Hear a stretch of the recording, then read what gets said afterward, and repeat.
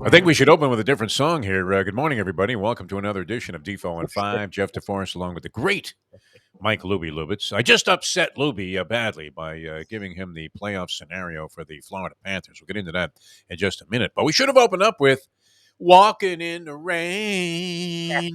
Did it stop raining by you? It's rained here for 2 straight days.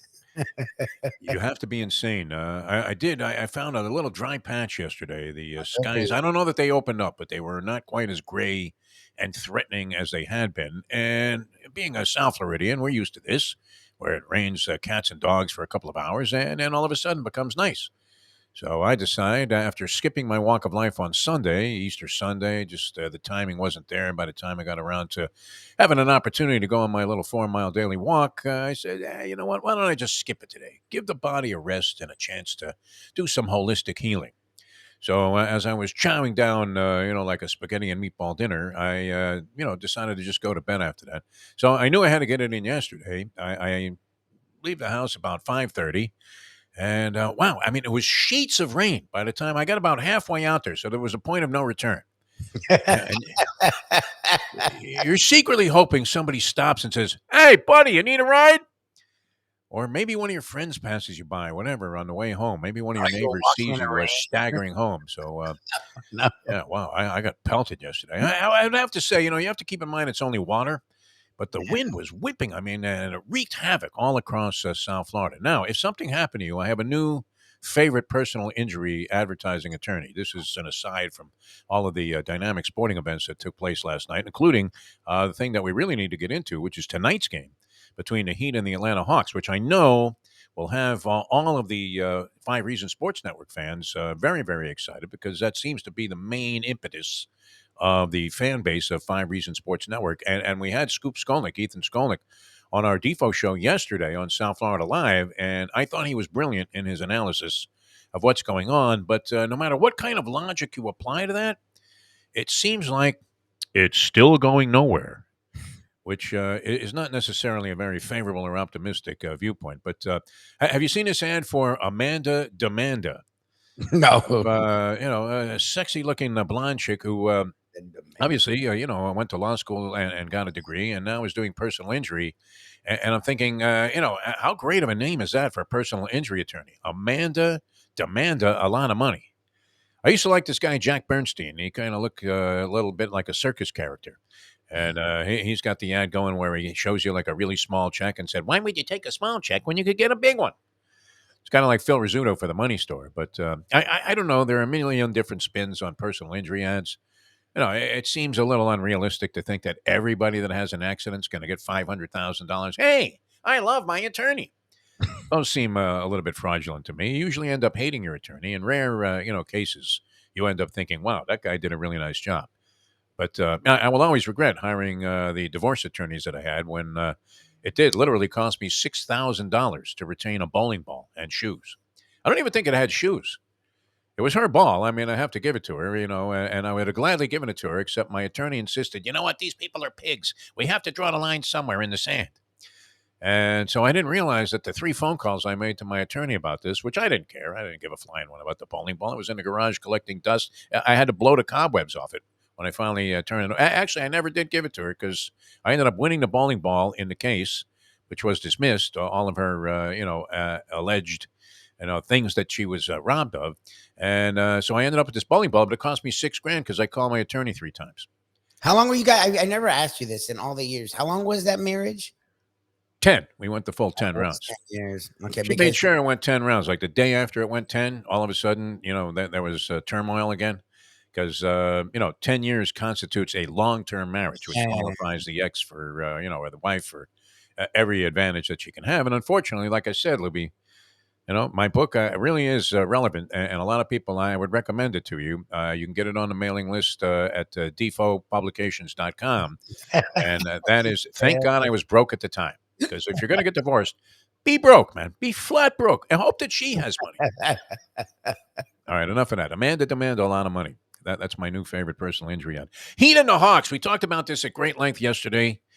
Lubie, you were not overwhelmingly optimistic. The Heat won the season series 3-1. They did play 2 games relatively recently, early March, And on the 4th of March, the Heat handled the Atlanta Hawks relatively easily. Now, these, as I recall, all of these games were deemed to be and termed to be meaningful because the Heat were battling to get out of this seventh position and get into sixth and maybe find their way into a series against the Philadelphia 76ers. They weren't able to do that, so they ended up finishing seventh. It was at best a so-so season by any standard, and certainly by the Miami Heat standards, where you had high hopes for these guys, right? Because we've had Jimmy Butler now for a few years. Bam Adebayo was an emerging talent, and he did emerge this year. Although Lubie, I guess the games that you watched, he was horrible in. Well, the But last quarter of the year, he fell off a cliff. okay, I'm a Tyler Hero fan. I mean, he had a great season his rookie year. He showed tremendous promise, even more than this. Wasn't like watching Devin Booker. I remember seeing Tyler Hero when he was playing for Kentucky, and he had some similar characteristics to Devin Booker in that he was very good at creating his own shot. He wasn't afraid to let it fly. He could elevate very quickly, had a quick release, and was pretty accurate. Although the one detrimental statistic from his college career, I think if you go back and look at this, and maybe I'm misjudging this stat now, what would you consider to be a reasonably good, like a shooting percentage from 3 point range that gives you a license to be a chucker? What would you consider as a percentage there? 40? High 30s, low High 40s. 30s is good enough for you. Like 38, 39. Like shooting 35, 36% is not a good 3-point percentage. You want over 40, but if a guy shoots 39%, like Gabe Vincent did last year, like Not horrible, yeah. give him the okay, go shoot Gabe. Well, you do the math. I mean, to take advantage of the 3 point shot as opposed to taking a nice, easy layup and or working the ball inside and trying to get a very simple 2 point basket, you have to make 33% of your 3 point shots for it to equate out to being equal to just shooting twos. If you never shot a three and you were shooting below 33%, you're actually doing yourself a disservice by shooting threes instead of just going ahead and opting for twos. Your efficiency ratio is negative because you're under the Mendoza line. Does this make sense? If you make a third of your 3 point shots, you're taking advantage of the extra point. Yes. You're breaking even at that point. So shooting 40%, I guess, gives you an edge. Not a bad number. But Tyler Hero from the college range, which we consider a layup. Any chucker worth a pair of Chuck Taylor Converse All Stars considers the college and high school three to be a layup. Do you not? Yeah, Where, that's where good. do you go out and warm up from when you're out there? You're playing basketball, in the park, and they happen to have a 3 point stripe at the college or high school level. Your first few shots are from beyond the arc, are they not? Yep. A nothing shot, right? Okay, let me loosen up here. Okay, I'm ready to go. You ready? Okay, let's shoot free throws, choose up sides. So yeah, I mean, if you're shooting, like 35%, I think he shot 35% his last year, which what he left as a freshman, did he not? Played 1 year, one and done. Tyler Hero. 35% from 3 point range as a college shooter to me is very suspect. Would you not find that a reason to raise the old fisheye when the draft came around? Although it's not like they invested a super high first round pick in Tyler Hero. I think he was a good selection in the middle of the first round of the draft. Certainly a guy with a lot of upward potential.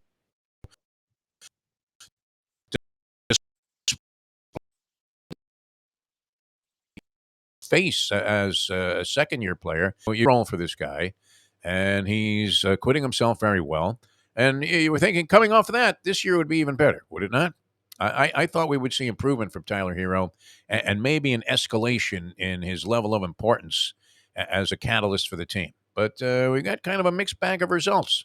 Some games spectacular, some games not so much. All that being said, when you look at the Heat, they seem to be snookered. They have no cap space. They do have a draft pick. I didn't realize that. I didn't think they were going to be drafting in the first round again for decades. Did you? I think they were still like quivering from like a Dion Waiters deal or one of those things from the distant past where Riley said, "Yeah, sure, draft picks. We don't give a flying one about that." Right? You don't come to Las Vegas and talk to a man like Mo Green like that, Michael. And you don't talk to Pat Riley about draft picks because I mean, he would deliberately take somebody that he knew was never going to play, right? Some high school kid, that never was going to sniff, the paint in the NBA. So here they've had obviously a very modest season by any standard, finishing seventh in the Eastern Conference, where you had what do they go? Do they go six deep in terms of really really good teams, The Nets, I mean, how they ended up being better than the Heat this year is almost impossible to conceive of, is it not? It's annoying. I mean, with the drama that was surrounding this team, I mean, their coach gets fired early in the season. Jacques Vaughn comes in. Kevin Durant and Kyrie Irving are gone. They remake the team with a bunch of guys they acquired in trades, which usually those trades are based on future draft picks, not so much on current players that can actually do something. And they somehow found enough of a rhythm to stave off the Heat for the sixth spot.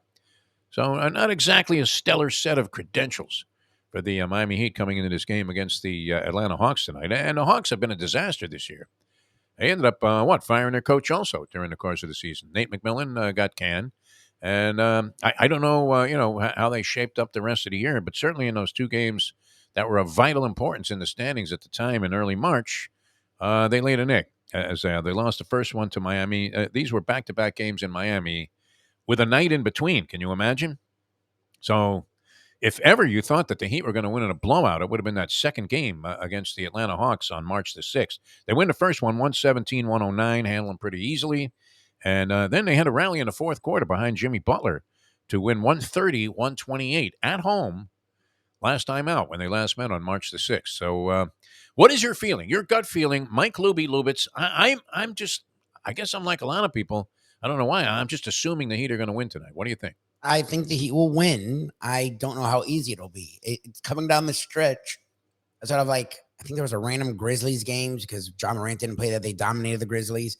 And that Sixers game the last week, every game was like within, I mean, 1 to 2 scores. I mean, the Pistons, I guess, late, they were flirting with losing and then pulled away late. But the last month plus, every game was close. And I don't see why this would be different. I know there's Trae Young rumors flying around that he's going to be. Who started those rumors? Pat Riley? I think the Hawks started. Wouldn't that be the move, right? Where right before they play a crucial game, the play-in game, which you could be facing semi-elimination anyway. You can't be out of the playoffs if you lose tonight because you'd still have one chance to get back in. But I mean, wouldn't that be wise for Tim Donovan putting out oh, by the way, the Hawks are going to trade Trae Young. They're listening to offers. That'd be one of those deals where Riley calls and says, "Hey, you want to trade Trae Young?" They say no, and then he goes, "Okay, there you go. Put it out there, Timmy." Hawks are taking offers, talking about trading Trae Young. He took a call. I think it was the Hawks, actually. I think the Hawks really are just they went and added DeJounte Murray. They've added all these pieces. They did make a run to the conference finals a couple of years ago, but last year the Heat beat them very easily in the first round. And this year they're a play-in team. So it's just not working. Like they're not getting better, and all the teams in the East are getting better. So to spend all that money to not win, and look, Trae Young. It's funny if you look at his stats; it's impressive. Yeah, but he's not making Chucker. them Too better. many chucks. Wow. He doesn't play any defense. He's not trying to play defense. He doesn't care about playing defense, and he's not making them better.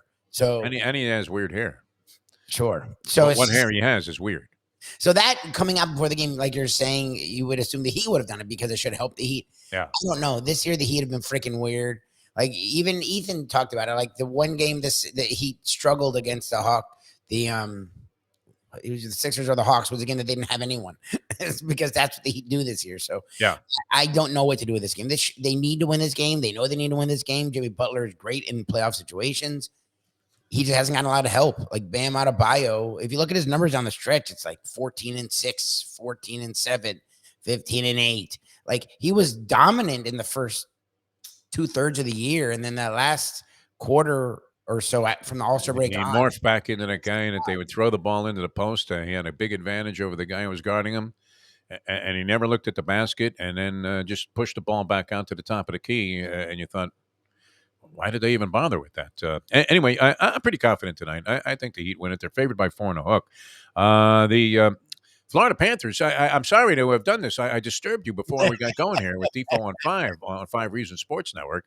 Because, and all of a sudden I've become an expert at all of the various mathematical permutations of making the postseason. But this boils down to somewhat simplicity. Had the Panthers won last night, they would have clinched a playoff spot because the Islanders, in a soft spot in a meaningless game for the Washington Capitals, who are going nowhere, holy Ovechkin, get down 2-0 in like a minute and change. I don't think the game was a minute and a half old. They were already down 2-0, and they lose to the Washington Capitals. So there was an opportunity, had the Panthers won, because they hold the playoff deciding advantage. They hold the tiebreaker advantage over the Islanders, which had them ahead of them in the wild card chase, even though they had the same number of points. Panthers now a point ahead with one game to play. Had they won that game against Toronto last night, they would have ended up in the postseason. They would have clinched a playoff spot. Instead, and this is great too because it leads into my Barry America campaign thesis for today, which this is from a gentleman named Michael Leboeuf. You would think he would know hockey, right, with a French name, right? Hey, Leboeuf, what do you think about the game tonight? Huh? Hey. Anyway, he recommended last night. You want to hear the logic real quick? I know we're running out of time here Yes, in this yes. I edition was of gonna Defo say at I would 5. like to rap, but All right. Well, it gave you a little insight into the Panthers here, at least what people perceive them to be outside of us, which I don't know that we have the greatest opinion since, it's not like I've watched every second of every game. Paul Maurice has a big call to make. The head coach of the Panthers has been riding number 3 goaltender Alex Lyon to great success over Florida's 5-game winning streak. It was actually a 6-game winning streak, but maybe this guy wrote this well in advance of the game. But starting goaltender Sergei Bobrovsky is now healthy and is on talent alone the better option for the Cats in a must-win game against the Maple Leafs on Monday night. no. While Lyon has been stellar over the past 2 weeks, he's played 37 NHL games and prior to this stretch owned a sub-900 save percentage. In fact, Lyon's save percentage through his first 7 games this season was .876. And if Maurice, the French Joe Philbin, he didn't put that in there, I did, goes with Bobrovsky, who knows what type of form to expect? Bobrovsky hasn't played since March 27th, and he was riding a 3-game winless streak with a .862 save percentage, which is weak in that span before he came down with an illness mysteriously, Mr. Navalny. How are you feeling today? All right, so he sets that up. Looks like he thinks Bobrovsky's going to play. Lyon played, I'm assuming, in this game. I can't imagine he yanked him for Bobrovsky, but we'll have to check that out. I probably should have. I just assumed that he played.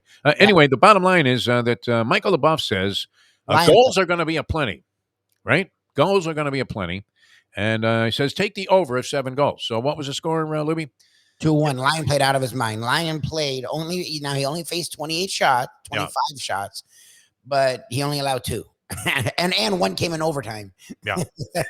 And you really can't really hold that against the goalie because it was Tavares. He comes in on a breakaway. I mean, there was nobody on that side of the ice to defend, and he kind of did a little dipsy doodle thing in front of the net there, and bingo, the game was over. He had 23 saves. Lions playing Yeah. out of his mind. If you know anything about hockey, you go with a hot goalie. Teams will go through the postseason on the back of a hot goalie. Like I would have traded Bobrovsky before I would have started him over Lyon last you night. What are you kidding me?